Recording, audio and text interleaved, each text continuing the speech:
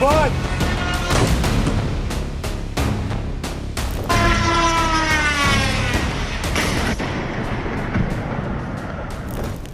रूस यूक्रेन के बीच जारी संघर्ष में अब बड़े पैमाने पर ड्रोन्स का इस्तेमाल किया जा रहा है।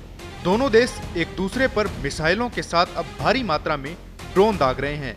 इस बीच यूक्रेन ने एक रिपोर्ट जारी कर भारत पर गंभीर आरोप लगाए हैं।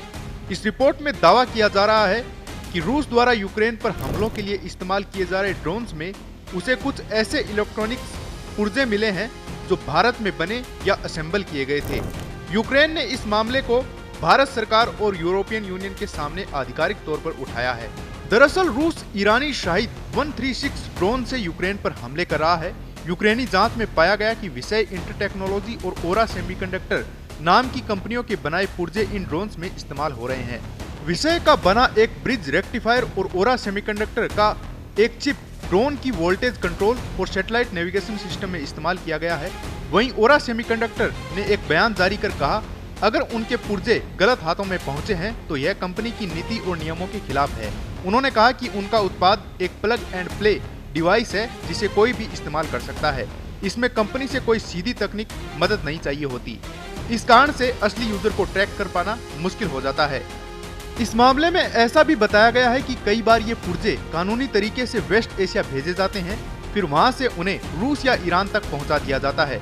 यानी ये सामान सीधे प्रतिबंधित देशों को नहीं भेजा गया, लेकिन रास्ता घुमाकर पहुंचा दिया गया।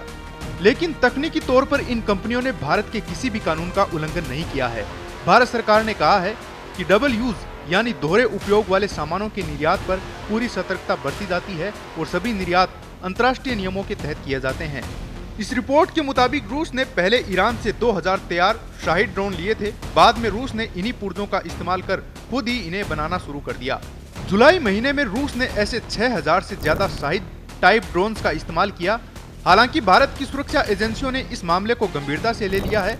दिल्ली, बेंगलुरु और मुंबई में इलेक्ट्रॉनिक्स कंपोनेंट बनाने वाली कंपनियों से संपर्क कर उन्हें अंतर्राष्ट्रीय प्रतिबंधों और ड्यूल यूज सामानों के जोखिम के बारे में जागरूक किया गया है।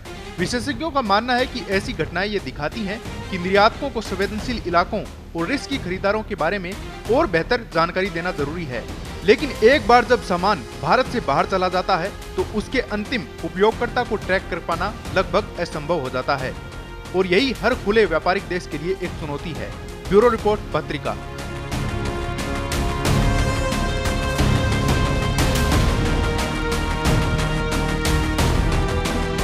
देश दुनिया की ताजा खबरें और वीडियोस के लिए अभी डाउनलोड करें पत्रिका ऐप।